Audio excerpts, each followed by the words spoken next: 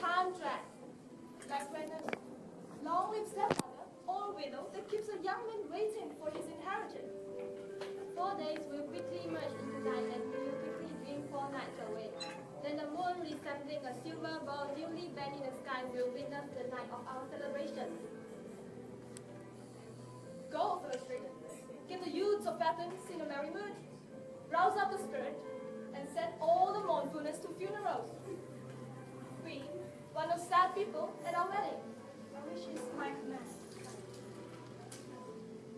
Come, my dear. Let's see you seated.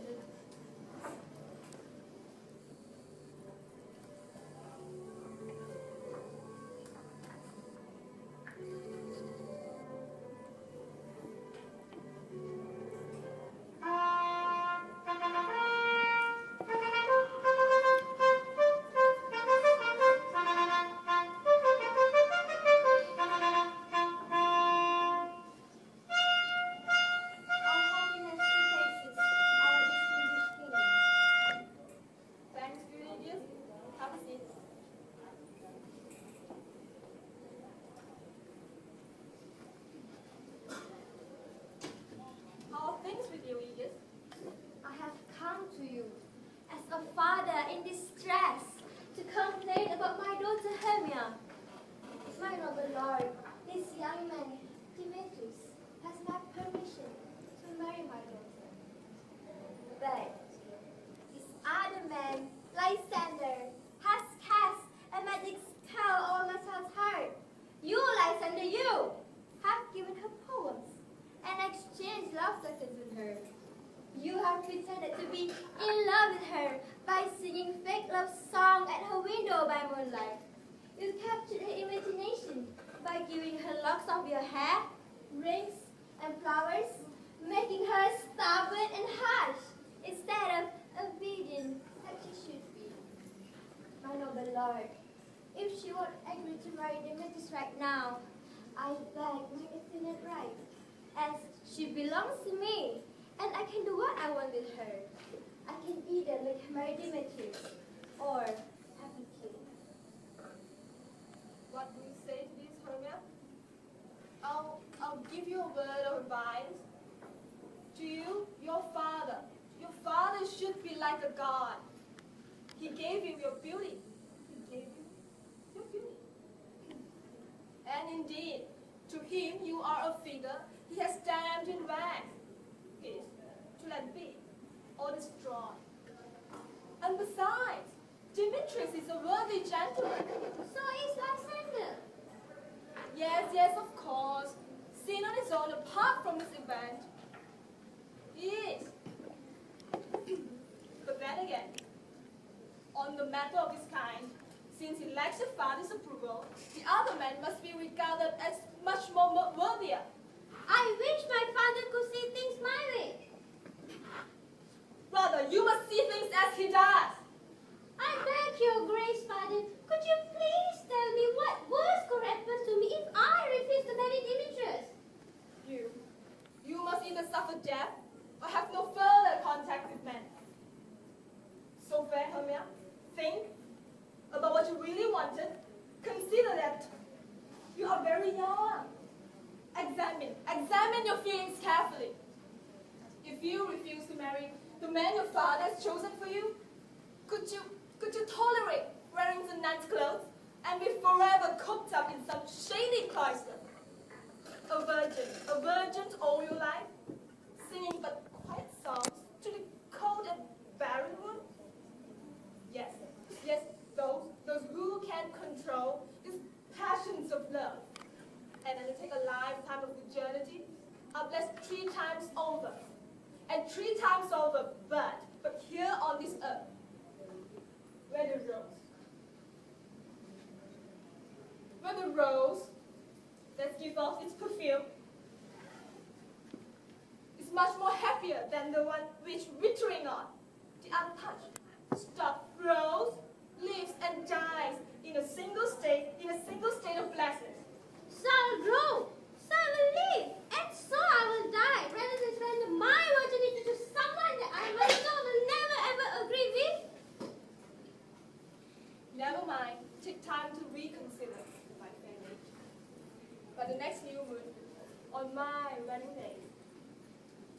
Either prepare to die for disobeying your father's will, or else marry Demetrius as he wishes.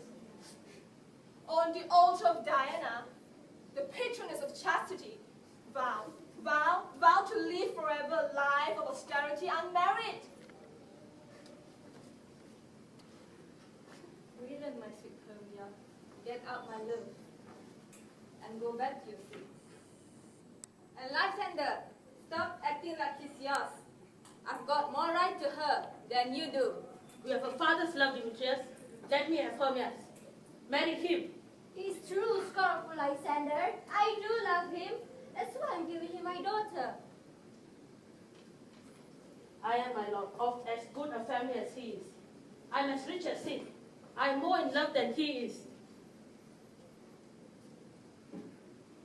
What's more important than all these claims? Hermia loves me. Then why shouldn't I press for my rights? I'll say it to his face. Demetrius courted Helena. She, sweet lady, dotes on, idolizes, worships this tainted, unfaithful man.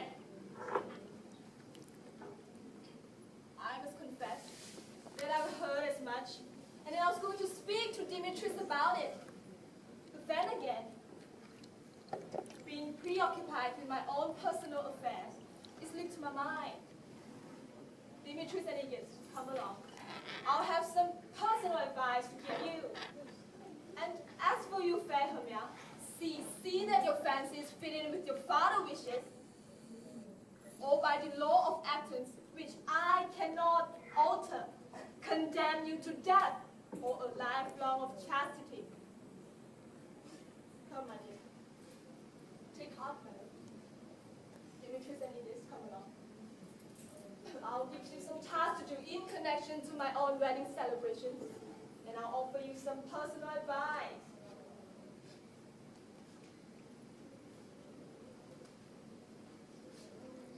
It's our duty of them.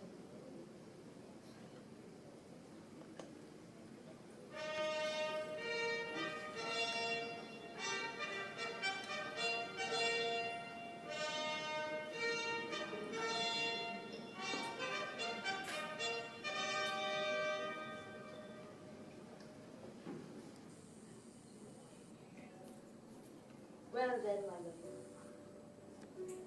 Why these pale cheeks? What's made the roses fade so fast? Probably lack of rain, which I could well provide with storms of tears. Judging by all I've ever read or ever heard, in fact or fiction, the cause of true love never did run smooth. It might be a class difference. Such a cross to bear, to be too high-born, too far for a commoner. Or else, the ages were ill-matched. How cruel, to be too old to marry someone young. Or maybe, relations had a say in it. What help to have others to make the choice? Even if the match pleased everyone, that was meant, then it's as temporary as sound, as swift as a moving shadow, as short as a dream, as brief as lightning on a pitch black night, when it illumines both heaven and earth in a fit of temper, and before you can say look, it is swallowed again by darkness. That's how quickly bright soul fades. If true lovers always have been short, then it must be a rule of life. So, my dear, let bear our suffering patiently, because it's a traditional cross to bear. Well said. So listen to her. I'm a widowed aunt, an elderly lady of great wealth. She's childless. She regards me as her only son. She lives about 20 miles from Athens. And there, I can marry you. The survey attendant lost unfollowers. If you love me, slip out of your father's house tomorrow night. And in the woods, 3 miles out of town, where I once met you with Helena one May morning, there I'll wait for you. Good, Lysander, good. You will never know how happy am I to hear this word from you. And you, Lysander, keep your promise. I'll meet you at the appointed place tomorrow. Yes, my love. Come, let's have a drink.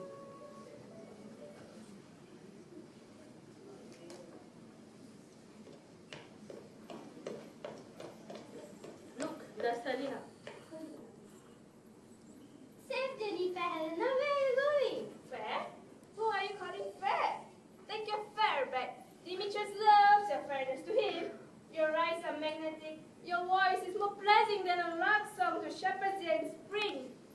weed is green and Horton's bud appear. Sickness is infectious, and I wish good looks were due. I'll catch yours, friend Hermia. My eyes will catch your eyes. My tongue will catch your tongue's truthfulness. If I have the world, I give it all. Except for Demetrius who fall into you. I frown at him, still he loves me. I wish your frowns could teach my smile to do such clever tricks. I curse him, still he loves me. I wish my prayers could generate such affection. The more I hate him, the more he follows The me. more I love him, the more he hates me. It's his folly, Helena, it's not my fault. It's the fault of your beauty, and I wish the fault was mine too. Take comfort, Helena. He won't see my face again. Lysander and I are going to run away from Athens. Before I met Lysander, Athens seems to be like paradise. But I do not know what qualities my loved one has until he could change a heaven into a hell. Helena, just confide in me.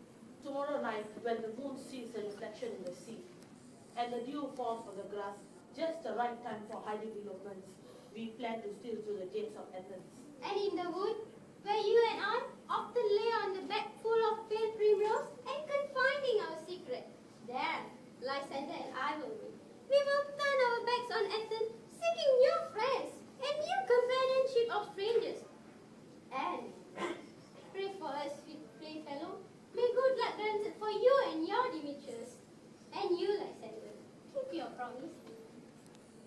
I shall, madam. Yes. Thank you. Bye. Goodbye, Helena. Just as you dote on Demetrius, may he dote on you. How much happier some than others. The whole Athens thinks I'm beautiful as she is. But what is the use of that? Demetrius does not think so. To him, Hermia has everything. I just don't understand how could he fall for someone as short as she is. I'm way taller than she is. But before he met her, he swore to me, he promised me he will love me forever. All of that just washed away because of her. But coming to think of it, I know what should I do. I should tell Demetrius about fair Hermia's flight. He might thank me, but he might do it grudgingly. But at least I get to see him again. I love you, Demetrius.